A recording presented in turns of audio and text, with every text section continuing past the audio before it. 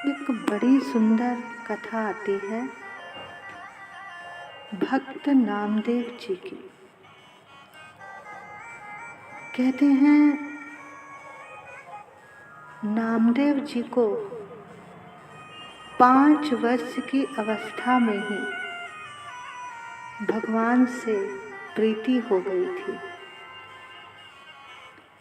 नामदेव जी के जो नाना थे वामदेव जी, नामदेव जी उन्हीं के पास रहते थे।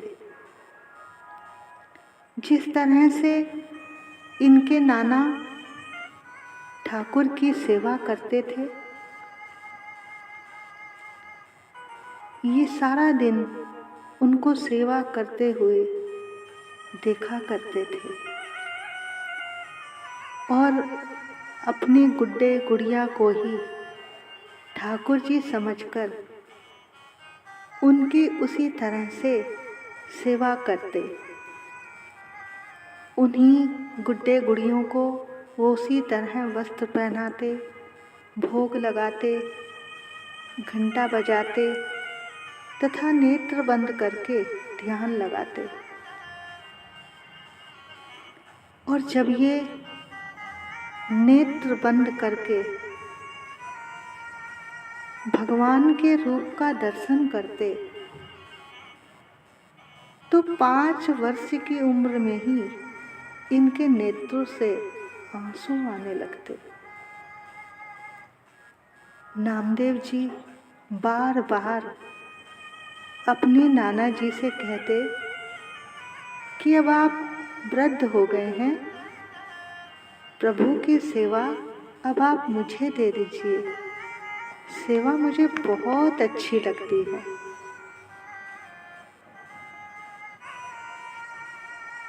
अब कुछ दिनों बाद इनके नाना जी ने कहा कि बेटा 3 दिन के लिए मैं बाहर जा रहा हूँ, तुम भगवान की सेवा करना और उनको दूध का भोग लगाना। अगर तुमसे ठीक ढंग से सेवा हुई तो मैं उनकी सेवा तुम्हें ही सौंप दूंगा। अब तो इन्हें एक एक क्षण कल्प के समान लगने लगा। अब तो नामदेव जी की खुशी का ठिकाना न रहा। देखो, जिसको बचपन से ही भगवान से प्यार हो जाए उस पर तो समझो प्रभु की विशेष कृपा है। अब जब नाना जी चले गए तो इन्होंने ठाकुर जी की सेवा बड़े प्रेम से की। ये अगले दिन सुबह सुबह उठकर गाय का दूध लाए, उसे अंगीठी पर रखा और ओटाने लगे और सोचने लगे, इसमें केसर, मिश्री, इलायची डालकर इसको इतना उत्तम बनाऊं कि मेरे प्रभु को ये पसंद आ जाए और वो इसे स्वीकार कर ले। और सोच रहे हैं कि फिर मैं ठाकुर जी से पूछूंगा कि आपको ये दूध कैसा लगा, मिश्री कैसी डली, केसर की सुगंध कैसी है। और वो कहेंगे बहुत बढ़िया, बहुत बढ़िया, नामा आज से तू ही मेरी सेवा किया कर। ऐसा दूध ओटाते ओटाते वो सोच रहे हैं और सोचते सोचते ही उनकी आँखों से आंसू छलकने लगे। पर इन्होंने उन आंसुओं को वहीं पर रोक लिया कि कहीं ऐसा ना हो जाए कि कोई आंसू की बूंद दूध में गिर जाए और सारा दूध बेकार हो जाए। उधर इनकी माताजी बुला रही हैं, अरे नामा, तुमने बहुत देर कर दी, अभी तक भोग नहीं लगा क्या? नामदेव जी कहते हैं, माँ जल्दी मत करो, मैं ठाकुर जी के लिए दूध को ओटा रहा हूँ। भैया, प्रेमियों की यही दशा होती है, प्रेम में कोई सुध-बुध ही नहीं रहती। अब नामदेव जी दूध ओटाकर एक सुंदर कटोरे में दूध भरकर भगवान के पास ले गए और नामदेव जी ने बड़े प्यार से प्रभु की ओर देखा कि हे प्रभु, मेरा ये प्यार भरा दूध स्वीकार कर लो और मुझे हमेशा के लिए अपना पुजारी बना लो। जब द्वारे पे तेरे आ ही गए, फिर और के दर पे जाएं क्यों? जब तुमको अपना बना ही लिया, फिर और को अपना बनाए क्यों? विठ्ठल विठ्ठल विठ्ठला, विठ्ठल विठ्ठल विठ्ठला, माझा पांडुरंगा विठ्ठला, विठ्ठल विठ्ठल विठ्ठला, पांडुरंगा विठ्ठला, विठ्ठल विठ्ठल विठ्ठला, पांडुरंगा विठ्ठला। ये सोया प्यार है जन्मों का, प्रभु इसे जगाने आ जाओ। मन मंदिर के अंधियारे को प्रभु दूर भगाने आ जाओ, प्रभु दूर भगाने आ जाओ। मेरे टूटे दिल को उठाना पड़ेगा, उठाकर जिगर से लगाना पड़ेगा। ये माना मैं तेरे काबिल नहीं हूँ, मुझे अपने काबिल बनाना पड़ेगा, मुझे अपने काबिल बनाना पड़ेगा। और भोग रखकर पर्दा किया और सोच रहे हैं, मेरी तो इनसे कोई अभी जान पहचान भी नहीं है, कहीं ऐसा ना हो ये सकुचाएं और दूध ना पिए। अब ये दूध का भोग लगाते, लेकिन 2 दिन बीत गए, भगवान ने दूध नहीं पिया। अब इन्होंने भी 2 दिन तक कुछ भी खाया पिया नहीं। रोजाना दूध बनाते और दूध ले जाके गैया को डाल देते। अब इनकी माँ सोचती कि इन्होंने दूध पी लिया होगा। अब ये सारा दिन सोचे कि कहीं दूध में मिश्री कम तो नहीं पड़ गई, कहीं केसर ज़्यादा तो नहीं पड़ गया, जो प्रभु दूध नहीं पी रहे। अब जब तीसरा दिन आया तो ये फिर दूध बनाकर लेकर गए प्रभु के सामने और कहने लगे, प्रभु आप दूध पी लीजिए, नाना जी आपको दूध पिलाने को कह गए हैं। अगर आपने दूध नहीं पिया तो वो नाराज हो जाएंगे, मैं क्या करूं? वो फिर कभी मुझे आपकी सेवा नहीं देंगे। इसलिए ऐसे जीने से तो मर जाना अच्छा है। कहते हैं इन्होंने एक छुरी उठाई और भगवान को दिखाकर अपना गला काटना ही चाहते थे कि भगवान प्रकट हो गए।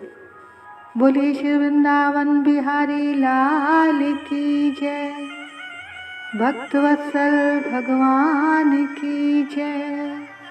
जय जय श्री राधे, जय जय श्री राधे, जय जय श्री राधे। प्रेम प्याला सो पिए, शीश दक्षिणा दे,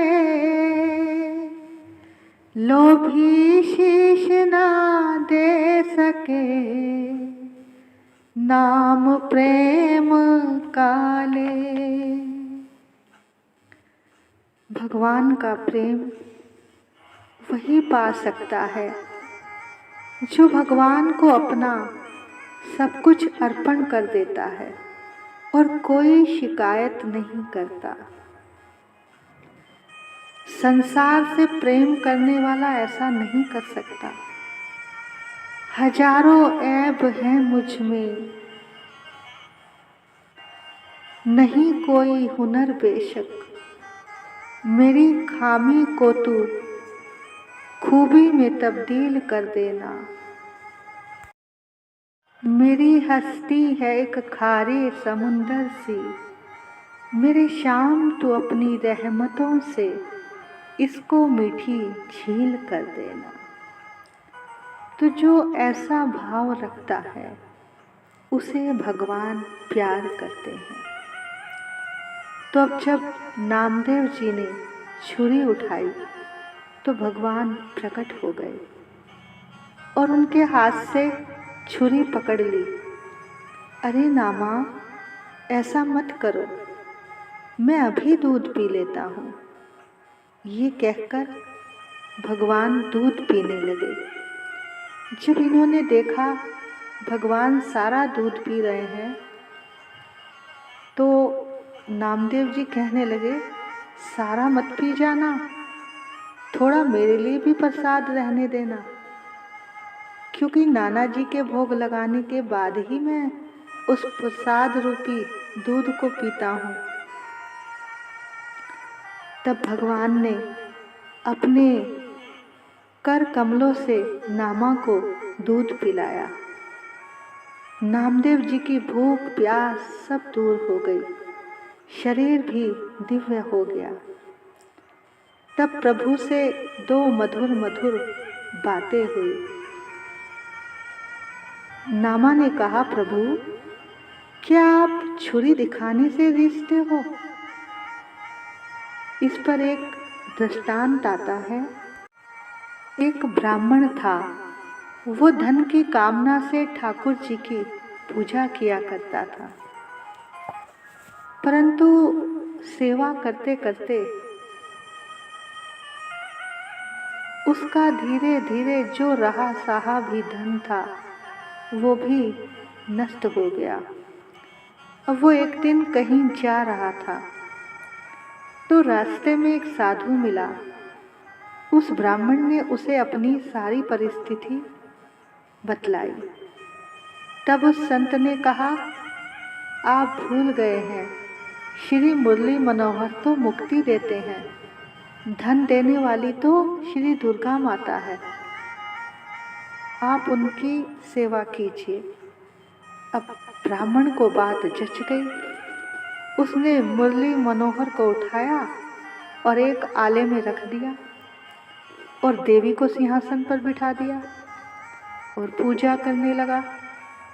अब एक दिन वो देवी को गूगल की धूप दे रहा था। ब्राह्मण ने देखा कि धूप का धुआं मुरली मनोहर की ओर जा रहा है। उसने सोचा, बड़े गुस्से में आया और बोला, लेना देना कुछ है नहीं और धूप सूंघने को तैयार बैठे हैं मुरली मनोहर जी। अब देवी जी की धूप सूंघकर झूठी कर रहे हैं। उसने क्या किया, रुई उठाई और भगवान के नाक में ठूंस दी। तभी भगवान उसी समय साक्षात प्रकट हो गए और बोले, वर मांगो। ब्राह्मण ने हाथ जोड़कर कहा, प्रभु वरदान तो बाद में मांगूंगा, पहले ये बताओ, जब मैं रोजाना आपकी सेवा पूजा कर रहा था तब तो आप प्रसन्न नहीं हुए, अब कैसे प्रसन्न हो गए? भगवान ने कहा, ब्राह्मण पहले तुम मुझे पत्थर की मूर्ति समझते रहे तो मैं भी पत्थर बना रहा, परंतु अब तुमने मुझे साक्षात भगवान समझा। तुम्हें आज विश्वास हो गया कि मैं तुम्हारी धूप सूंघ रहा हूँ, इसलिए मैं तुम्हारे सामने आज प्रकट हो गया। तो भैया सारा सौदा भाव का है। जब तक हम पत्थर की मूर्ति समझते हैं तो वो पत्थर है, और साक्षात समझेंगे तो वो भगवान है। इसी तरह से नामदेव जी ने भी भगवान से पूछा, क्या आप छुरी दिखाकर प्रकट होते हैं? अब चौथे दिन उसके नाना जी भी आ गए और आते ही पूछा, क्यों रे नामा, सेवा ठीक से की है ना? तब नामदेव जी ने पूरी घटना सुनाई और कहा, इनसे जान पहचान तो मेरी थी नहीं, इसलिए 2 दिन तो इन्होंने मुझे बहुत परेशान किया, मगर तीसरे दिन आपके डर से जब मैंने प्राण छोड़ना चाहे तब इन्होंने दूध पी लिया और मेरे प्रार्थना करने पर इन्होंने मुझे भी थोड़ा दूध पिलाया, तब मैं जीवित रहा, नहीं तो मैं मर गया होता। तब नाना जी ने कहा, अच्छा मेरे सामने दूध पिलाकर दिखाओ, तब हम विश्वास करें।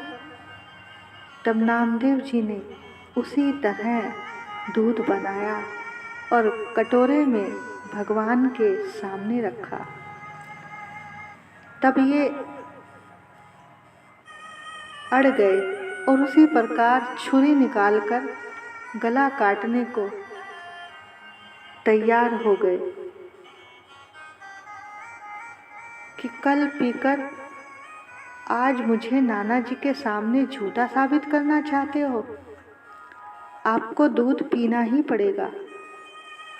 अब बालक के प्रेम हट से प्रसन्न होकर नाना के सामने ही भगवान को दूध पीना पड़ा। उन्होंने दूध पिया और प्रसाद नामदेव जी को पिलाया।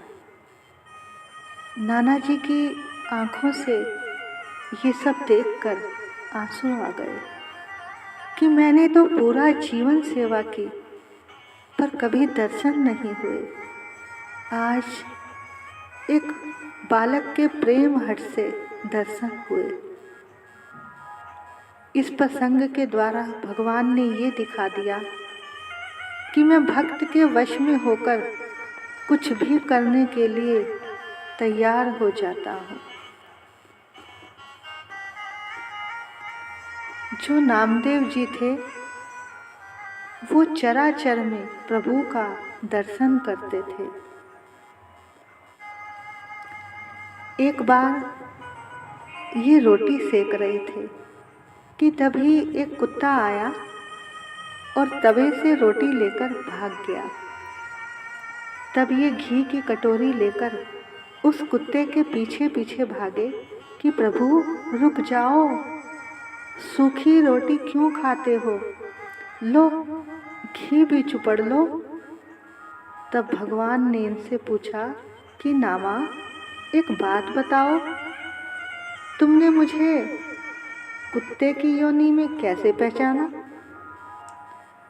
तब नामदेव जी ने कहा, प्रभु अगर कोई आम कुत्ता होता तो वो गरम गरम तवे से गरम गरम गरम रोटी कभी नहीं ले जाता। आपने तो अपने दोनों पंजे तवे पर रखकर गरम गरम रोटी ली है, तो मैं समझ गया कि ये आप ही हो। कहते हैं नामदेव जी की इतनी भक्ति थी कि वो जब भी प्रभु को बुलाते, प्रभु आ जाते थे। भगवान ने इस घटना के बाद कहा कि नामा, मैं तेरा ऋणी हो गया हूँ, बता मैं तेरे लिए क्या करूँ। तब नामदेव जी ने कहा, प्रभु अपनी निकुंज लीला के दर्शन कराओ। ये सुनते ही भगवान कांप गए कि इसने क्या मांग लिया, और अब मैं इसे वचन भी दे चुका हूँ। तब भगवान ने कहा, नामा ये मेरे हाथ में नहीं है, इसके लिए तुम्हें राधा रानी की शरण में जाना होगा। जब वो कृपा करेंगी तब ऐसा होगा।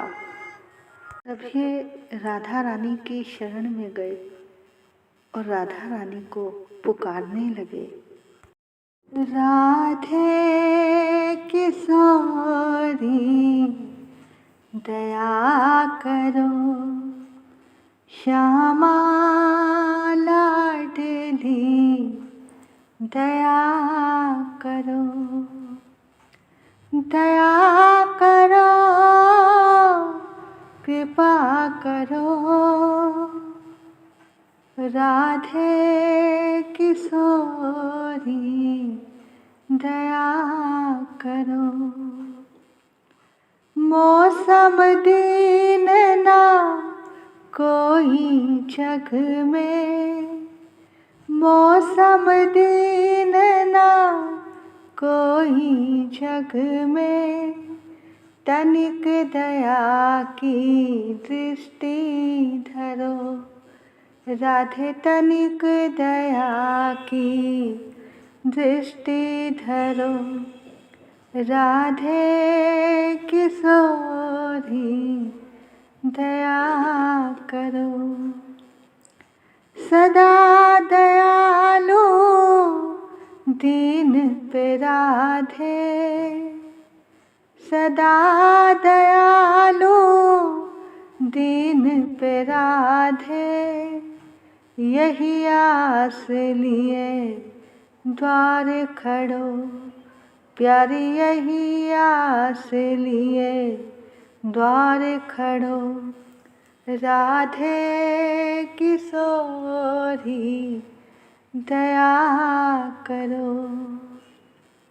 विषम विषय और ज्वाल भाल में, विषम विषय और ज्वाल भाल में, विविध ताप तापन जूझरो, प्यारी विविध ताप तापन जूझरो, राधे किशोरी दया करो।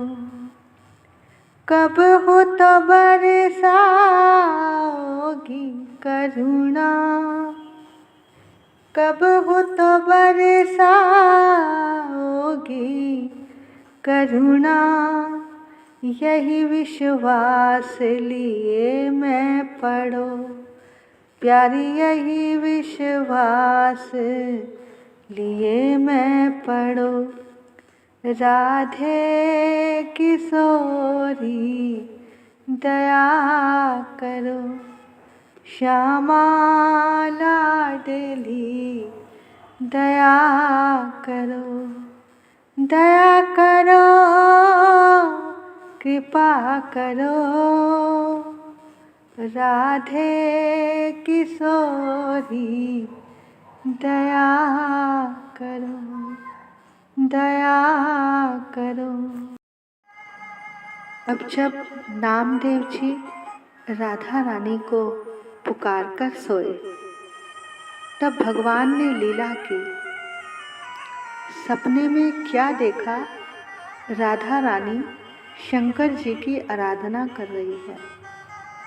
अब तो नामदेव जी उठे और बड़े प्रसन्न हुए कि रास्ता मिल गया, और शंकर जी की खूब तपस्या की। शंकर जी प्रकट हो गए, बोले नामदेव, तुम्हें मुझसे क्या काम पड़ गया? तुमने तो मेरे इष्ट को अपने हाथ की कठपुतली बना रखा है। तुम जब चाहो ठाकुर को बुला सकते हो। वो खाता पीता उठता बैठता तुम्हारे साथ है। मुझसे क्या काम है? तब नामदेव जी ने कहा, प्रभु, मुझे निकुंज लीला के दर्शन करने हैं, और उसमें पहले राधा रानी की कृपा चाहिए, और आप राधा रानी के गुरु हैं, और आपकी बात राधा रानी मना नहीं कर सकती। अब जब राधा रानी अपने गुरु की पूजा कर रही थी तो शंकर जी प्रकट हो गए। तो राधा रानी से कहा, ये एक तुम्हारा दास है, इसे निकुंज के दर्शन करने हैं, करा दो। इसे केवल एक रात के लिए निकुंज के दर्शन करा दो। अब गुरु आज्ञा थी। राधा रानी ने ललिता सखी से कहा, इसे एक रात के लिए निकुंज की कोई सेवा दे दो। अब तो नामदेव जी खूब नाचे गाए। निकुंज में विराजे घनश्याम राधे राधे, कुंज में विराजे घनश्याम राधे राधे, श्याम राधे राधे घनश्याम राधे राधे, श्याम राधे राधे घनश्याम राधे राधे, निकुंज में विराजे घनश्याम राधे राधे, कुंज में विराजे घनश्याम राधे राधे। अब ये खूब नाचे गाए। अब वो दिन भी आ गया। अब ललिता जी ने एक कोने में इन्हें कहा, बैठ जाओ, और ये जो दिया जल रहा है तुम इसमें तेल डालने का काम करो। अब जब राधा और कृष्ण ने निकुंज लीला में प्रवेश किया, जिसको देखते ही नामदेव जी की सुध-बुध खो गई। वो तेल डालना भूल गए। अब उस दिए की आग से इनका हाथ भी जल गया, मुट्ठी भी जल गई। वो बेहोश हो गए, लेकिन अंदर से शुद्ध थी। अब आई राधा रानी, बोली, ये क्या है? तो ललिता जी बोली, ये वही आपका सेवक है जिसे आपने भेजा था प्यारी जू। अब राधा रानी ने जैसे एक मटके को ठोकर लगाकर देखते हैं, तो राधा रानी ने उसे ठोक ठोक कर देखने लगी और कहा, ये तो अभी कच्चा है। अब नामदेव जी अंदर से सब कुछ सुन रहे थे कि अगर मैं कच्चा हूँ तो दुनिया में कौन पक्का होगा। मैं तो जब चाहूँ ठाकुर को बुला सकता हूँ। अब राधा रानी ने 2 जगह से और ठोका और वो समझ गई कि इसे अहंकार आ गया है। बोली, इसे उठाकर बाहर फेंक दो, ये तो सारा का सारा ही कच्चा है, यहाँ के काबिल नहीं है। अब राधा रानी ने जब उसका स्पर्श किया था तो उसका जला शरीर ठीक हो गया, और होश में आने के बाद वो सोचने लगा, मुझ में कहाँ कमी रह गई। अब उन्होंने फिर से शंकर जी की आराधना की। लेकिन इस बार शंकर जी बहुत देर से प्रकट हुए और आकर बोले, अब क्या बात है? जो तुमने कहा था वो तो मिल गया। उन्होंने सारी बात बताई। अब शंकर जी ने ध्यान लगाकर देखा कि इसके अंदर क्या कमी रह गई है, जो राधा रानी ने इसे निकुंज से निकाल दिया। तब इन्होंने देखा कि इसका कोई गुरु नहीं है। शंकर जी ने कहा, जाओ पहले गुरु बनाओ। अब नामदेव जी ने कहा, प्रभु मुझे तो पता नहीं किसको गुरु बनाऊं, अब आप ही बनवा दो। अब शंकर जी ने सोचा, जब शिष्य इतना पहुंचा हुआ है तो गुरु भी इसकी तरह का ही होना चाहिए। शंकर जी ने कहा, नामदेव बैजनाथ में एक संत हैं, उनको गुरु बनाओ। वो पैदल ही निकल गए। कितने महीने बीत गए। जब वो उस जगह पर पहुंचे तो वहां उस संत के बारे में पूछा तो सबने बताया कि वो तो पागल है। वहाँ भी उनके बारे में किसी को ज़्यादा पता नहीं था। जब तलाश की तो लोगों ने बताया, पड़ा होगा किसी शंकर जी के मंदिर में। अब जब नामदेव जी शंकर जी के मंदिर में गए तो क्या देखा, वहाँ एक संत शिवलिंग पर पैर ऊंचे खड़े करके सोया हुआ है। अब नामदेव जी ने सोचा, इसे तो खुद ही पता नहीं कि भगवान के ऊपर पैर नहीं रखते। ये मेरा गुरु कैसे हो सकता है? अब उस बाबा को हिलाया तो वो थोड़े से हिले। तो उनसे नामदेव जी ने कहा, मैं तुम्हें गुरु बनाने आया हूँ, लेकिन पहले ये बताओ, क्या तुम्हें दिखता नहीं है क्या, जो शिवलिंग पर पैर रखकर सोए हो? तो बाबा ने कहा, बेटा मैं तो शंकर जी की तपस्या खड़े होकर कर रहा था, पर मेरे पैर सूज गए थे। तो शंकर जी ने अपने आप मेरे पैर उठाए और अपने सिर पर रख लिए कि इससे तुम्हारे पैरों की सूजन ठीक हो जाएगी। देखो, जब भगवान और भक्त एक दूसरे के प्रेमी हो जाते हैं तो वो एक ही हो जाते हैं। फिर वहाँ दो का भाव खत्म हो जाता है। तो भगवान ने खुद ही उनके पैर उठाकर अपने सिर पर रखे थे। बोलिए शंकर भगवान की जय। तो जब नामदेव जी ने सुना तो उन्होंने अपने आप को बहुत छोटा समझा कि चाहे मेरे बुलाने पर प्रभु चले आते हैं, पर इससे तो वो प्यार करते हैं। इसके तो पैर भी भगवान ने अपने सिर पर रख लिए और मैं तो कुछ भी नहीं हूँ। यहाँ गुरु को पाकर उनका अहंकार टूटा कि गुरु ही भगवान से मिला सकते हैं। खुद मिलना चाहोगे तो भटक जाओगे, अहंकार आ जाएगा।